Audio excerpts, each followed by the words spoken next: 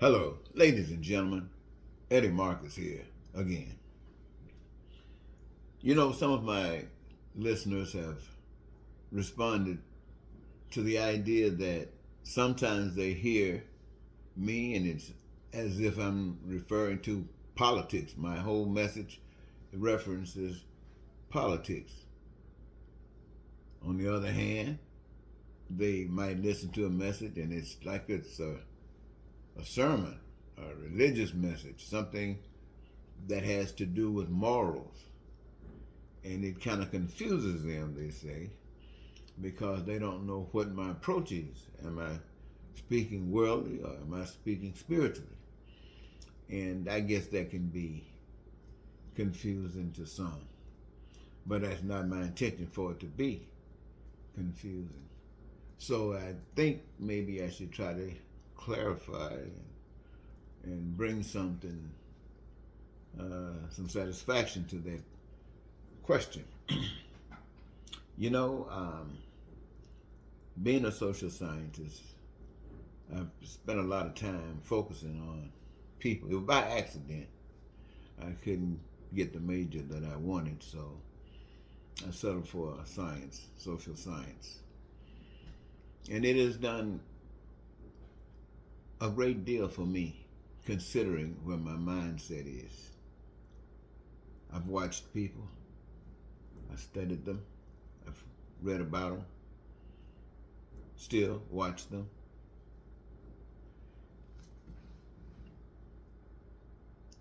Observe them. And I find that they are basically the same. You know, they're different ways, but nevertheless the same. They go through the same changes. You got the same wants and desires, following the same deception. And when I say that, I say it to this degree. I have found that those things that exist that we as human beings had nothing to do with are perfect. They're wonderfully in order. You and I exist by the power of another, and we are wonderfully in order. The unique thing about us, however, is that we have been given choice in our existence. All of the resources necessary for us to live as though any imagination that we desired we could have.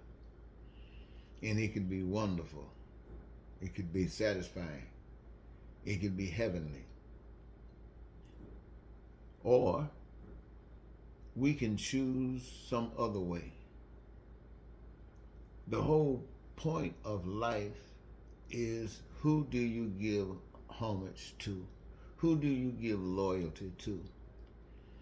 Who do you honor your existence? Do you honor your government? Do you? Do you honor your family? Do you? Or do you honor the power that makes it possible for your government, your family, and you? You're coming and you're going. Do you? And that power has made it possible. And you can make that choice and create heaven on earth. Or again, you can follow the Russians or Putin. Or you could follow the guy in North Korea or the guy in China. Or you could follow Biden, the guy in America. Or you could follow Donald Trump, the guy who wants to be. All of these different individuals, all these different ideals are open for the people to follow. And none of them, not a single one of you, give anything different Each of them say that they are the greatest nation on the face of the earth, and that's what they tell their people. And their people say they are the greatest. Not all of them, not all of them anywhere. Somebody got problems everywhere. But for the most part, this is their country. And no one is greater than they are. No one is greater than you are. And so you will lie, you will cheat, you will steal, you will have some that does and some that does not. You will be a hater. You will allow racism to exist. All of these things comes from the ideals of humankind who can make it better for you because some are deserving more and some are not. And so whatever trick is required to humble you, it is tried. And this stuff continues because you're not reminded that there's another power, an invisible power, that yes, did make the world. Yes, did make you. And did qualify the earth that it can have and present to you whatever you need outside of yourself to do whatever you want to do. And giving you that lust, that desire to play a part in the creative process of this life that you're here, brought this fantastic idea to be magnificent, only to have it stolen. So you ask yourself, with this government and the message that I bring, that sometimes talking about politics and other times talking about God, the truth of the matter is this. It's either God or the devil or Satan or just man, whatever you want to call it. It's God or hell. It's God or man. It's God or the devil. It's God or Satan. And all of them presents the same outcome.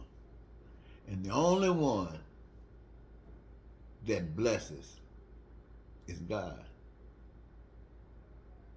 And God requires that we who recognize God, who know of God, become a representation of God to wherever you're needed. Just as God revealed God to you, you know what it was that removed all the doubt about God's existence. It wasn't what you read in the book. It wasn't what you heard a preacher say. It wasn't even what you talked about in Sunday school. It was something that happened in your life that gave value to all that other stuff that you had heard and read about. But it came to you in a much, much more powerful way. And it is this way that eliminated the doubt that God exists. And it is by that power that freed you to be what you have just experienced to those in need of it. So when you're talking about politics in the United States of America and my view in relationship to God and the politics, I say it's really not up to me. I say it's up to you. I say that you can choose to keep on walking down the path that you've been going down all of your life and see all the hell and experience all the hell that you've been experiencing all of your life, or good times if you receive the good times. Or you can change. You can change and make it right.